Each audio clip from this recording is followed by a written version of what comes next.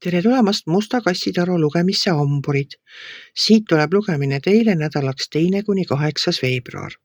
Ma olen teile siia valmis pannud 7 kaarti ja vaatame, mis neil kaartidel teile siis selleks nädalaks öelda on.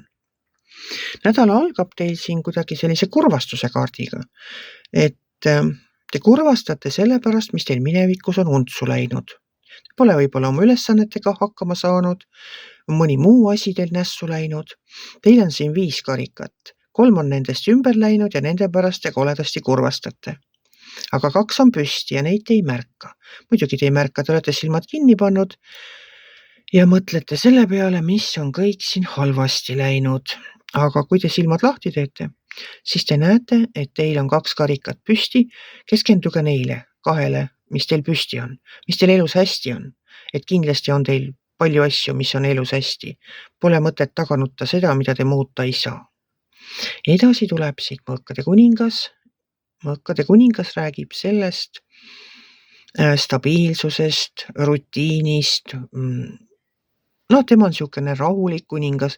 Temale meeldivad reeglid, tema tahab reeglite järgi kõiki asju teha nii nagu peab.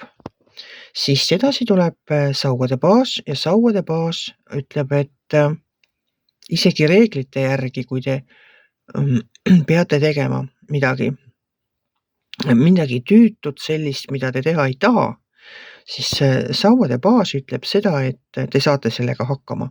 Isegi siis, kui te mitu korda peate proovima. Et teil on olemas kõik need oskused oma elus võetud eesmärkidega või teile pandud tööülesannetega hakkama saada. Isegi siis, kui nad tunduvad teile igavad ja rutiinsed.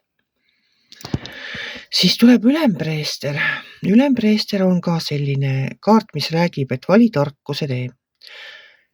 Et jaa, olge siis targad oma valikutes, ärge andke alla, tehke seda ära, mis teil teha on vaja, isegi siis, kui see tundub tüütu ja mõttetu teie jaoks.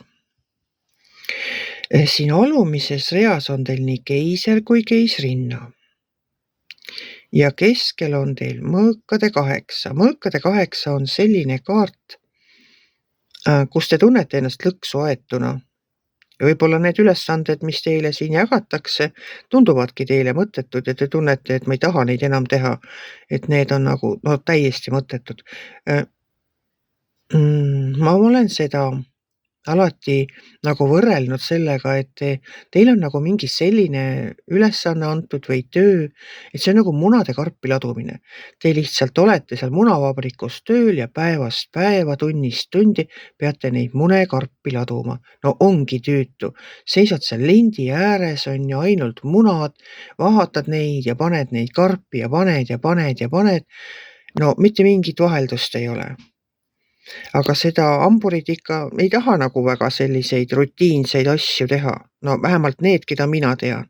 Ega ma ju kõiki hambureid ei tunne. Aga mõned on ka minu elus, keda ma tean ja tunnen ja nemad ei armasta väga selliseid monotoonseid, rutiinseid asju. Hamburid rohkem siuksed elavad, tahavad muutust, tahavad liikuda, sellist elu nagu ja tööd teha.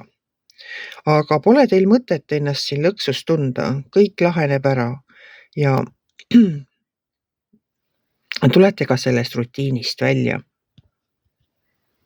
See keisrinna siin viimase kaardina on selline naine, kes armastab kõiki ja kõike.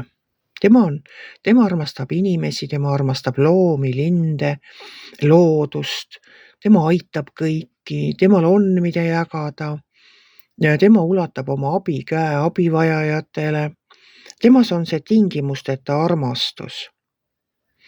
Ja kui tema tuleb teile appi, siis te saate sellest lõksust välja ja ka sellest rutiinist välja. Ja vahest tuleb neid rutiinsed asjad lihtsalt ära teha, et siis minna edasi nende asjadega, mis teile rohkem meeldivad. Et kindlasti tuleb see keisrinna teid aitama selles, kas te ise leiate endas selle jõu, teisi aidata ja märkate abivajajaid või tuleb keegi ja ulatab teile selle abikäe või selle toetava õla raskel situatsioonil. Et eks siis seda näitab elu ja aeg. Mis ma oskan öelda, ärge kurvastage selle pärast, mis teil on minevikus läinud untsu. Tehke ära kõik oma rutiinsed tegevused, mis teil on vaja teha, on see tööga seotud, õppimisega seotud, võib-olla mõne koduse asjaga seotud. Tehke need ära, sest te saate sellega hakkama. Võtke ära sidesilmadelt, siis te näete ka ümberringi, et tegelikult ei olegi kõik nii hull, nii pime ja nii trööstitu.